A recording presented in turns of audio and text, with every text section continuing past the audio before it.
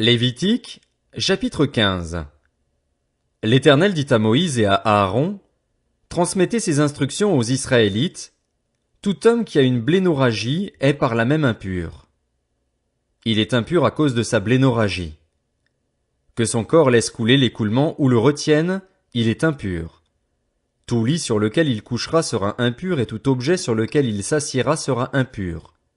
Si quelqu'un touche son lit, il lavera ses vêtements, se lavera dans l'eau et sera impur jusqu'au soir. Si quelqu'un s'assied sur l'objet sur lequel lui-même s'est assis, il lavera ses vêtements, se lavera dans l'eau et sera impur jusqu'au soir. Si quelqu'un touche son corps, il lavera ses vêtements, se lavera dans l'eau et sera impur jusqu'au soir.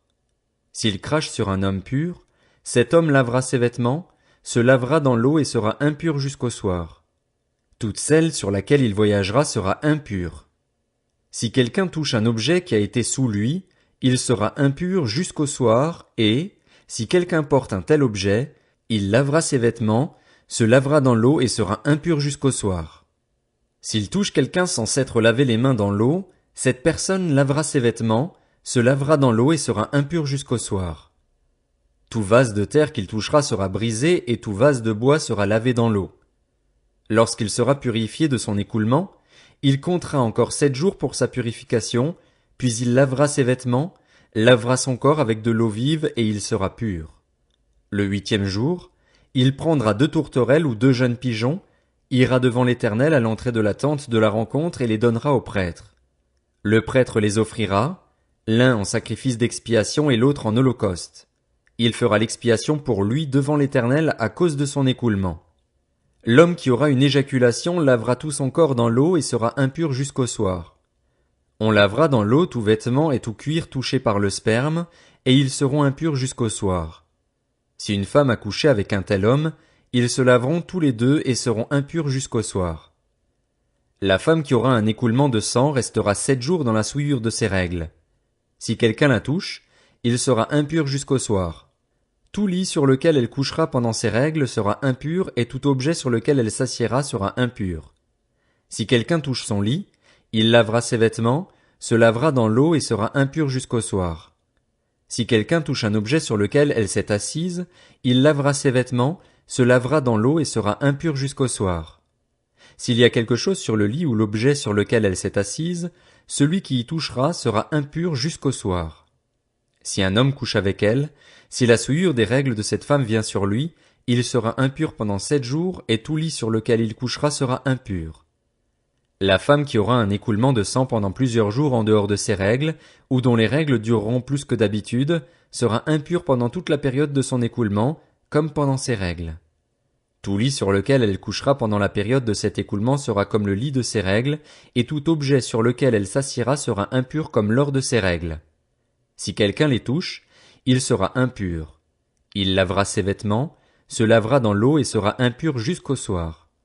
Lorsqu'elle sera purifiée de son écoulement, elle comptera encore 7 jours après lesquels elle sera pure. Le 8e jour, elle prendra 2 tourterelles ou 2 jeunes pigeons et elle les apportera au prêtre à l'entrée de la tente de la rencontre. Le prêtre offrira l'un en sacrifice d'expiation et l'autre en holocauste, et il fera l'expiation pour elle devant l'Éternel à cause de l'écoulement qui la rendait impure. Vous éloignerez les Israélites de ceux qui les mettent en état d'impureté, ainsi ils ne mourront pas pour avoir rendu impure mon habitation au milieu d'eux. Telle est la loi pour l'homme qui a une blénorragie ou qui est impur en raison d'une éjaculation, pour la femme qui a ses règles, pour l'homme ou la femme qui a un écoulement et pour l'homme qui couche avec une femme impure. Lévitique, chapitre 16. L'Éternel parla à Moïse après la mort des 2 fils d'Aaron qui étaient morts en se présentant devant l'Éternel. L'Éternel dit à Moïse, « Dis à ton frère Aaron de ne pas entrer à n'importe quel moment dans la partie du sanctuaire située derrière le voile, devant le propitiatoire qui recouvre l'arche, sinon il mourrait. En effet, j'apparaîtrai dans la nuée sur le propitiatoire. Voici de quelle manière Aaron entrera dans le sanctuaire. Il prendra un jeune taureau pour le sacrifice d'expiation et un bélier pour l'holocauste. Il mettra la tunique sacrée de lin et portera sur son corps des caleçons de lin. Il mettra une ceinture de lin et se couvrira la tête d'une tiare de lin. Ce sont les vêtements sacrés dont il s'habillera après avoir lavé son corps dans l'eau. Il recevra de l'assemblée des Israélites 2 boucs pour le sacrifice d'expiation et un bélier pour l'holocauste. Aaron offrira son taureau expiatoire et il fera l'expiation pour lui et pour sa famille. Il prendra les 2 boucs et les placera devant l'Éternel, à l'entrée de la tente de la rencontre. Il tirera au sort entre les 2 boucs, l'un sera pour l'Éternel et l'autre pour Azazel. Il fera approcher le bouc tiré au sort pour l'Éternel et il l'offrira en sacrifice d'expiation. Le bouc tiré au sort pour Azazel sera placé vivant devant l'Éternel, afin de servir à faire l'expiation et d'être lâché dans le désert pour Azazel. Aaron offrira son taureau expiatoire et fera l'expiation pour lui et pour sa famille. Il égorgera son taureau expiatoire. Il prendra un brûle-parfum plein de charbons ardents pris sur l'autel devant l'Éternel et 2 poignées de parfums odoriférants en poudre, et il portera ces éléments derrière le voile.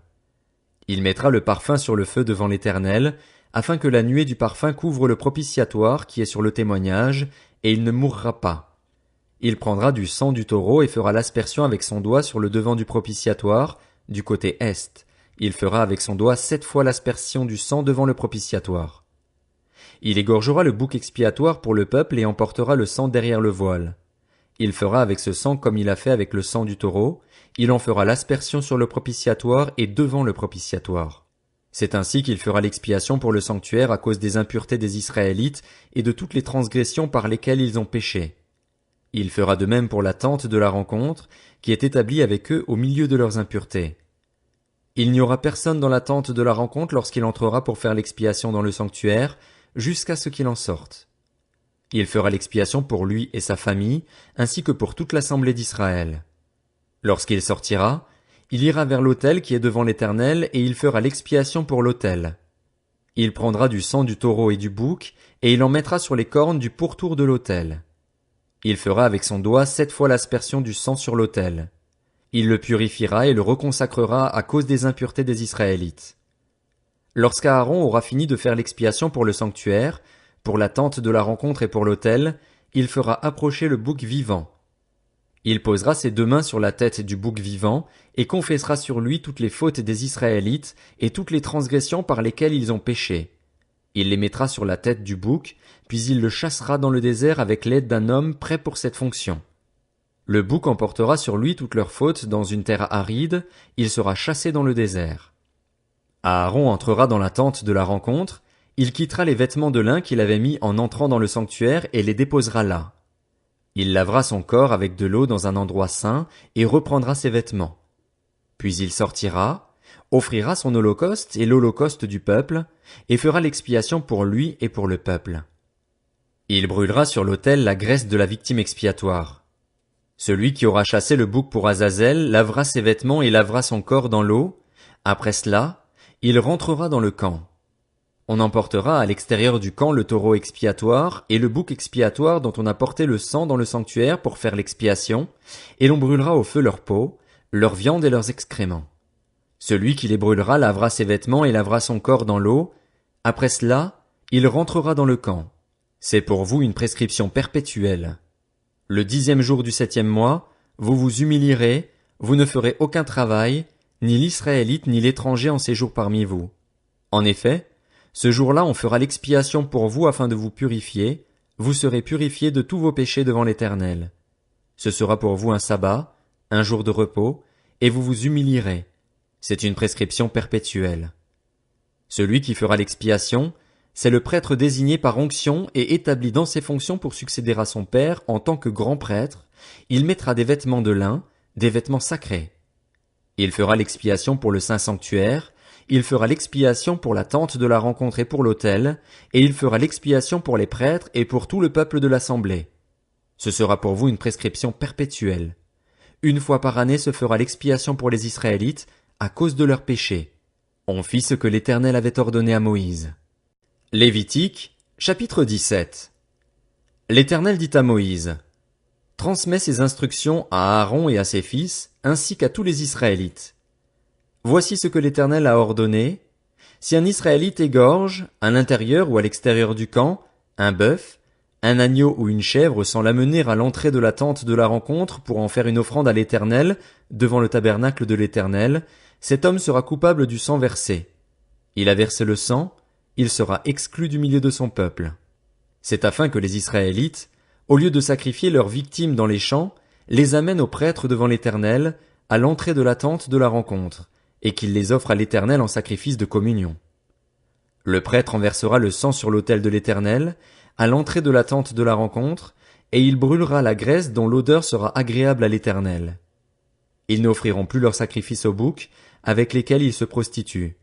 Ce sera une prescription perpétuelle pour eux au fil des générations. Tu leur diras donc, si un Israélite ou un étranger en séjour parmi eux offre un holocauste ou une victime sans la mener à l'entrée de la tente de la rencontre pour l'offrir en sacrifice à l'Éternel, il sera exclu de son peuple. Si un Israélite ou un étranger en séjour parmi eux mange du sang, je me tournerai contre celui qui mange le sang et je l'exclurai du milieu de son peuple. En effet, la vie d'un être est dans le sang. Je vous l'ai donné sur l'autel afin qu'il serve d'expiation pour vos âmes, car c'est par la vie que le sang fait l'expiation. C'est pourquoi j'ai dit aux Israélites, aucun de vous ne mangera du sang, même l'étranger en séjour parmi vous ne mangera pas de sang.